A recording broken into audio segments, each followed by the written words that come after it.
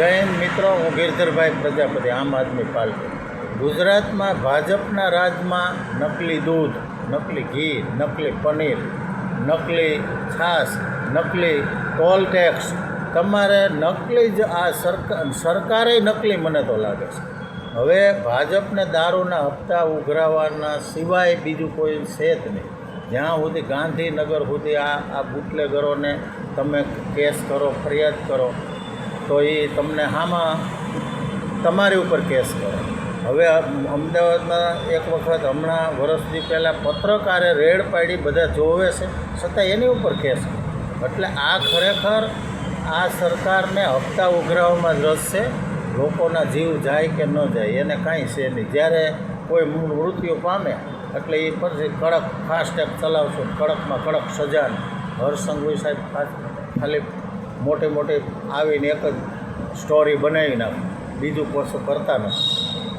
માત્ર કાગળ ઉપર જ, બાકી જમીન ઉપર કોઈ વસ્તુ છે નહીં.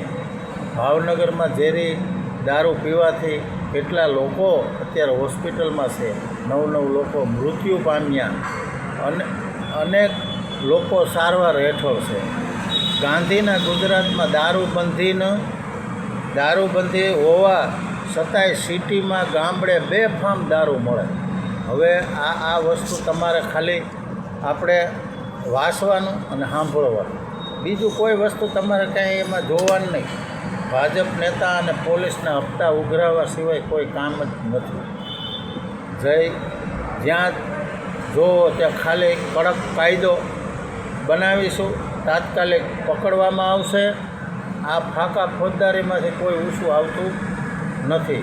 દારૂ બંધ થાય એવી કોઈ કામ કરતા નથી. સંઘવી સાહેબના રાજમાં સુરતમાં બુટલેગરો બેફામ છે અને આ વસ્તુ પબ્લિક જાગૃત થાય અને પબ્લિક રેડ પાડે તો જ આ બંધ થાય. અને જનતા રેડ કરવી પડે અને જનતાને જાગૃત થવું જ પડે.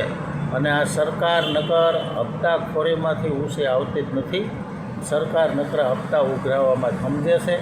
માટે પબ્લિક જાગૃત થાય અને આ ભાજપના જે ભક્તો છે ને, એને આવું કોઈ વસ્તુ જોવો, ગમે એટલા મરી જાય, ગમે એ થાય, કારણ કે એ તો ભાજપના અંધભક્તો છે.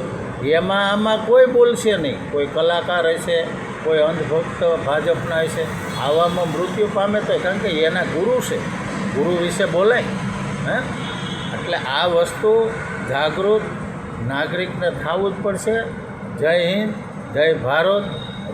જાગો, ઉઠો અને દોડો અને પબ્લિકમાં, જનતા માટે આપણે જાગૃત થઈ અને લોકોને જાગૃત કરી અને આત્મા આપણો જગાડી. જય હિન્દ, જય ભારત. આ વિડીયો બને એટલો ફટાફટ લાઈક ને શેર કરજો.